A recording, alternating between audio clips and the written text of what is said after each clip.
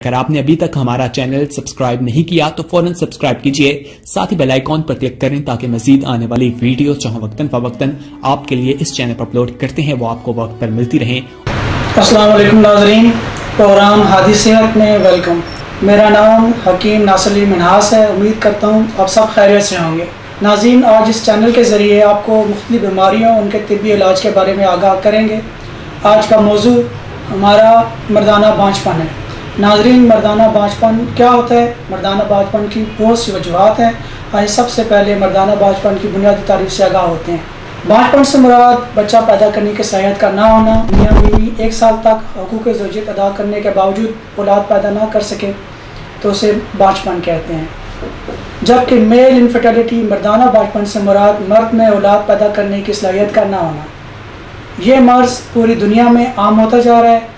पूरी दुनिया में हर 6 में से 1 शादीशुदा जोड़े को औलाद पैदा करने में मुश्किलात दरपेश होती हैं और इनमें से 50 से 60% वजूहात मर्द हजरात में पाई जाती हैं। मेडिकल टर्म में मेल इनफर्टिलिटी से मुराद किसी भी मर्द का फर्टाइल यानी ज़खेज़ लड़की को प्रेगनेंट करने में नाकामी का होना है। तिब्बी इस्तिलाह में मेल इनफर्टिलिटी से मुराद सीमन में स्पर्म की क्वालिटी और तादाद में ख़राबी है। मर्दाना बांझपन की 3 इक़साम है नाज़रीन: एज़ोस्पर्मिया, ओलिगोस्पर्मिया, नेक्रोस्पर्मिया। एज़ोस्पर्मिया नाज़रीन, एज़ोस्पर्मिया उस बीमारी को कहते हैं जिसमें मनी में स्पर्म की गैर मौजूदगी पाई जाए। इस बीमारी में स्पर्म्स बिल्कुल पैदा ही नहीं होते। मनी में स्पर्म्स बिल्कुल पैदा ना होने का अहम सबब इन्फेक्शन है, जिसमें पीप आना, खून का आना, सुर्ख ज़रात का आना या फिर बैक्टीरिया वगैरह की मौजूदगी है। एज़ोस्पर्मिया की 2 इक़साम है। एक को ऑब्स्ट्रक्टिव एज़ोस्पर्मिया कहते हैं, दूसरी इसकी जो किस्म है उसको नॉन ऑब्स्ट्रक्टिव एज़ोस्पर्मिया कहते हैं।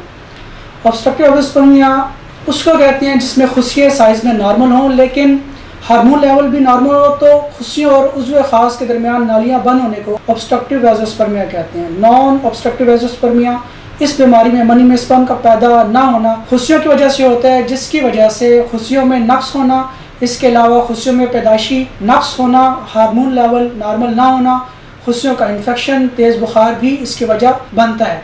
मर्दाना बांझपन की इसकी दूसरी वजह मर्दाना बांझपन की जो है उसको ओलिगोस्पर्मिया कहते हैं। ओलिगोस्पर्मिया से मुराद सीमन में स्पर्म के तादाद का कम होना है। मनी में स्पर्म की मतलूबा तादाद 120 मिलियन से 200 मिलियन होती है। अगर सीमन में स्पर्म के तादाद 120 मिलियन से कम हो तो ये ओलिगोस्पर्मिया की बीमारी कहलाती है। नाज़रीन, इसका जो मेल इनफर्टिलिटी में जो तीसरा सबब है उसको नेक्रोस्पर्मिया कहते हैं। नेक्रोस्पर्मिया बांझपन की एक ऐसी किस्म है जिसमें मादा मनविया में स्पर्म मौजूद तो होते हैं लेकिन वो ज़िंदा नहीं होते। मर्दों में ये ज़्यादातर बीमारी पाई जाती है। उसकी वजूहात बहुत सी हैं, जैसे स्पर्म मुर्दा होने के बाइस इस काबिल नहीं होते कि हमल करार पाए। अगर मनी में 40% स्पर्म मुर्दा हालत में मौजूद हो तो ये बीमारी नेक्रोस्पर्मिया कहलाती है।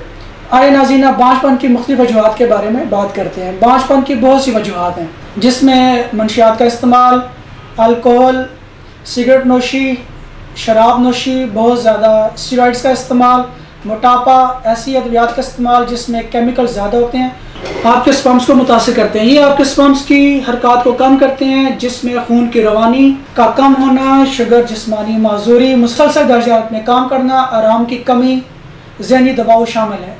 नाज़रीन, इसमें बहुत सारी एहतियाती तदाबीर आती हैं जिससे आप इस मर्ज़ से बच सकते हैं।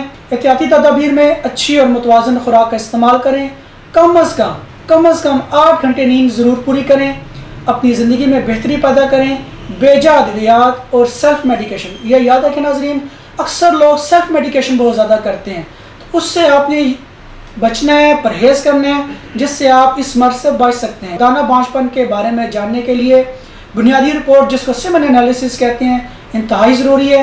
इस टेस्ट के लिए आपका अपनी ज़ौजा से कम 3 से 5 दिन का गैप लाजमी है। तिब्बी तरीका इलाज में मर्दाना बांझपन का मुकम्मल इलाज मौजूद है जो बहुत सहल और मुअस्सर है। अपनी ज़िंदगियों में आसानियाँ पैदा करें और आसानियाँ तकसीम करें। यहाँ मैं नाज़रीन को कहना चाहूँगा कि तिब में बांझपन का इलाज हर्बल इलाज ही सबसे ज़्यादा पुरअसर तरीका इलाज है जो कि बांझपन का मुकम्मल खात्मा कर देता है। कुदरती तरीका इलाज ही ऐसा इलाज है जिसके रिज़ल्ट मुस्तकिल हैं। हादी दवाखानों पर सीमन की रिपोर्ट्स की मदद से मरीज़ में बांझपन की तशख़ीस की जाती है और मर्ज़ में बांझपन की नौइयत का मालूम किया जाता है। हादी दवाखाना बेऔलाद जोड़ों की खिदमत का मरकज़ है। आज ही अपनी रिपोर्ट्स के हमरा हादी दुआना तशरीफ़ लाएँ और बाशपन के मर्ज़ से निजात हासिल करें।